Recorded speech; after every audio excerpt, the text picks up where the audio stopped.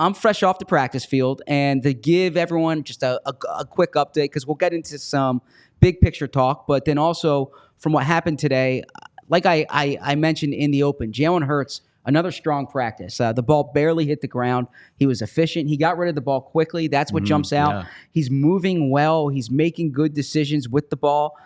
You don't want to read too much into 2 days, but it's worth noting because during the spring and the limited sample size we had, Jalen did not look that good, and he's looked really good so far. I'm curious your take on that in a second, but also A.J. Brown, play of the day, down the right sideline. Jalen Hurts hits A.J. Brown. Brown beats Darius Slay. It's like ho-hum now. You just expect that from A.J. Brown. On the injury front, Landon Dickerson was limited, lacerated toe. Second day of that. He's progressing, but still not in full teamwork. Oren Burks missed practice today. And Jeremiah Trotter Jr. left practice at the end. It looked like a scare, but as I was driving in here, I saw reported by the Inquirer that it was just cramps, so should be okay. So that's, we'll intersperse some of what happened in practice in this discussion. And we're going to get into the defense specifically. And you have a piece out on allphly.com right now that you wrote yesterday. You were at practice yesterday.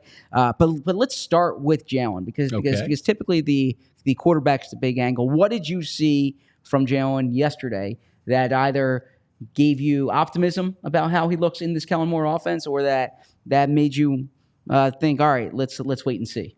Well, I thought he looked good. I didn't see anything bad yesterday. I saw a couple things I did notice is there were a lot of designed quarterback runs yesterday. We were never sure how much of that was still going to be, and we don't know yet how much of that's going to be in the offense, but it certainly looks like they're setting that up to be something they still do.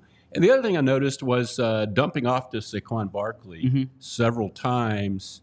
I mean, we're really projecting here, but maybe he feels a little better about that than he did his options that he had previously, when people are covered. Maybe he'll do that pretty, almost like Carson Wentz used to look for Ertz or something like that. In your experience, do you find that there's a correlation between training camp performance and in-season performance? And I ask that because in 2020, for instance, Carson Wentz did not look good. Right? And he did not look good that season. That's a good example. 2017, Carson looked really good, and he had an outstanding season. Now, there's probably examples in between there, but at what point this summer do you think it's safe to say, all right, Jalen's got this figured out? And at what point would you say there might be some reason for concern here? Boy, I don't really make sweeping conclusions off of preseason and training camp. You're right. Sometimes you can tell. It's easier to tell what's going on if there's like catastrophic injuries or if people are yelling at each other, or if they're stopping practice and waving their arms and pointing to the sheets, saying, no, we want to do this. I mean, that makes it a little easier. But I've seen bad years with good training camps, and, I don't know. It's I know everybody says this, but the joint practices with the Patriots, that will mean something to me, even though the Patriots are not a good team, I don't think. That always shows you something, I think. Although, I think I mentioned this to somebody else, the last one I was at was a couple years ago in Cleveland. Yes. And I found that one very frustrating because both teams had guys that were a little banged up. Myles Garrett, I remember. We kept expecting these big matchups that never happened.